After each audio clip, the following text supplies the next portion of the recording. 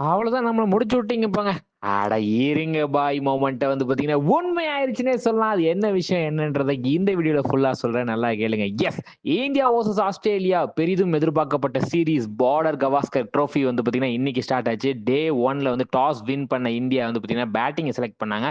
ரோஹித் சர்மா அவர் வீட்டில் விழாவை சிறப்பிக்கிறதுக்காக லீவ் போட்டிருக்காருன்ற மாரி பர்சனல் ரீசனுக்காக லீவ் போட்டதுனால வந்து பார்த்தீங்கன்னா, பூம்ரா தான் கேப்டனா இருக்காரு. ஸோ வந்து பார்த்தீங்கன்னா, ஓப்பனிங் இறங்குனது எஸ்எஸ்பி ஜெய்ஸ்வாலும், கேஎல் ராகுலும். இந்த மேட்ச்ல வந்து பார்த்தீங்கன்னா, புதுசா வந்து நியூ என்ட்ரியா நிதிஷ் ரெட்டியும் ஹர்ஜித் ராணாவும் வந்து பார்த்தீங்கன்னா இந்த மேட்ச்ல புது என்ட்ரி. அது மட்டும் இல்லாம வந்து பார்த்தீங்கன்னா படிக்கல் இருக்காரு, துருவ் ஜுரேல் இருக்காரு. என்னங்க யார் யாரையும் இறக்கிருக்கீங்க அப்படின்ற மாதிரி மேட்ச் ஆரம்பிக்கும் போதே வந்து பார்த்தீங்கன்னா டக் அவுட் எஸ்எஸ்பி ஜெய்ஸ்வால். அதை தொடர்ந்து அந்த படிக்கல் அவரே டக் அவுட் ஆகும்போது நான் டக் அவுட் ஆக மாட்டேன்னா 23 பாலுக்கு டக் அவுட்.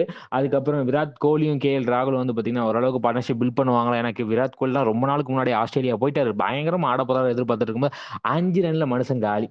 அதுக்கப்புறம் ரிஷப் பண்ட் வந்தாரு. கேஎல் ராகுல் வந்து ஒரு 74 பாலுக்கு 26 ரன் இருக்கும்போது அது அவுட்டா இல்லையான்னு தெரியாம வந்து பார்த்தீங்கன்னா தேர்ட் அம்பையர் அவுட் கொடுக்க வந்து பார்த்தீங்கன்னா ஏங்க என்னங்க இப்படி பண்ணிட்டீங்க அப்படின்ற மாதிரி போயிட்டு இருந்தார் கேஎல் ராகுல். ஸோ அதை தொடர்ந்து துருவ் ஜுரேலும் வந்து பார்த்தீங்கன்னா 11 ரன்னுக்கு காலி. ஸோ வாஷிங்டன் சுந்தரம் 4 ரன்னுக்கு காலி. ஸோ நிதிஷ் ரெட்டியும் ரிஷப் பண்ட்டும் மட்டும் வந்து பார்த்தீங்கன்னா கொஞ்சம் கொஞ்சமா கஷ்டப்பட்டு பார்ட்னர்ஷிப் பில்ட் பண்ணாங்கன்னே சொல்லலாம். ஸோ வந்து பார்த்தீங்கன்னா அந்த பக்கம் 78 பாலுக்கு 37 ரன் ரிஷப் பண்ட், இந்த பக்கம் நிதிஷ் ரெட்டி வந்து பார்த்தீங்கன்னா 59 பாலுக்கு 41 ரன் இருக்கும்போது வந்து பார்த்தீங்கன்னா Rishabh Pant 37 ball out. So அதை தொடர்ந்து வந்து ராணா வந்து பார்த்தீங்கன்னா அவரால் முடிஞ்ச ஒரு 4 அடிச்சார் ஃபர்ஸ்ட் மேட்ச்ல 7 ரன்னுக்கு அவரு காலி. பூம்ரா வந்து பார்த்தீங்கன்னா 8 ரன் காலின்ற மாதிரி மேட்ச் முடிய நிதிஷ் ரெட்டி மட்டும் எவ்வளோ அடிச்சாருங்க அதை நான் சொன்னேன் 41 அதோட அவுட் ஆகும். ஸோ வந்து பார்த்தீங்கன்னா ஓவராலா இந்தியா 10 விக்கெட் இழப்புக்கு 150 ரன். அவ்வளவுதான் 150 ரன்னுக்கு அவ்வளவுதான் நம்மளை முடிச்சு விட்டீங்க போங்கன்னு இருக்கும்போது வந்து பார்த்தீங்கன்னா ஆஸ்திரேலியாவோட ஃபர்ஸ்ட் இன்னிங்ஸ் ஆரம்பிக்குது.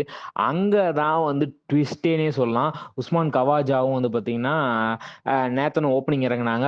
ரெண்டு பெரிய சறுக்குன்னு பூம்ரா வந்து பார்த்தீங்கன்னா வேற லெவல் போலிங் போட்டு வந்து பார்த்தீங்கன்னா விக்கெட் எடுத்து காலி பண்ணிட்டாருன்னே சொல்லலாம். லபூஷன் விக்கெட்டுமே உழுக வேண்டியது. ஆனா வந்து பார்த்தீங்கன்னா catch drop by Virat Kohli. So அப்படி இருந்துமே வந்து பார்த்தீங்கன்னா செம்ம போலிங் போட்டு வந்து பார்த்தீங்கன்னா ஸ்டீவன் ஸ்மித்லாம் வந்து பார்த்தீங்கன்னா ஃபர்ஸ்ட் பாலே கோல்டன் டக்கு. அதுக்கப்புறம் வந்து பார்த்தீங்கன்னா டிராவல் செட் விக்கெட்டே நம்ம ஹர்ஷித் ராணா அவர் முதல் மேட்ச்ல அவ்வளோ பெரிய விக்கெட் எடுத்தது பெரிய விஷயம் அப்படின்ற அளவுக்கு வந்து பார்த்தீங்கன்னா செம்மையா எடுக்க மிச்சில் மாஸ்ட் விக்கெட்டை சிராஜ் எடுக்கின்ற மாதிரி 3 போலர்ஸ் முடிச்சு விட்டாங்க அப்படின்ற மாதிரி வந்து வேற லெவல்ல போலிங் போட்டு வந்து பார்த்தீங்கன்னா செம்மையா பண்ணிட்டாங்க. பேட் கமிங்ஸ் விக்கெட்டை பூம்ரா எடுக்க. அதுக்கப்புறம் நம்ம ஸ்டார்டிங்ல வந்து ஒரு ரன்ல அவுட் ஆக வேண்டிய வந்து பார்த்தீங்கன்னா லபூஷன் 2 ரன்ல 52 பாலுக்கு 2 ரன் ஆடி வந்து பார்த்தீங்கன்னா சிராஜ் பால்ல வந்து பார்த்தீங்கன்னா எல்பிடபிள்யூ ஆகி போயிட்டாரு. ஸோ ஓவராலா 67 ரன்னுக்கு வந்து பார்த்தீங்கன்னா 7 விக்கெட்டு. பூம்ரா வந்து பார்த்தீங்கன்னா அதில் 4 wicket, Siraj 2 wicket, Rana 1 wicket அப்படின்ற மாதிரி வேற லெவல் பெர்ஃபார்மன்ஸ். டே 1 சிறப்பா முடிஞ்சதுன்னே சொல்லலாம். இன்னுமே நாங்க வந்து 83 ரன் பின்தங்கி தாங்க இருக்கோம், நாளைக்கு வந்து ஆடுறோம் அப்படின்ற மாதிரி டே 1 முடியுது ஆஸ்திரேலியாவுக்கு. ஸோ நாளைக்கு வந்து பார்த்தீங்கன்னா சிறப்பா இதே போலிங்க தொடர்ந்தாங்கன்னா மட்டும் போதாது, பேட்டிங்லும் இந்தியா நிறைய கான்சென்ட்ரேட் பண்ணி ஆடணும்.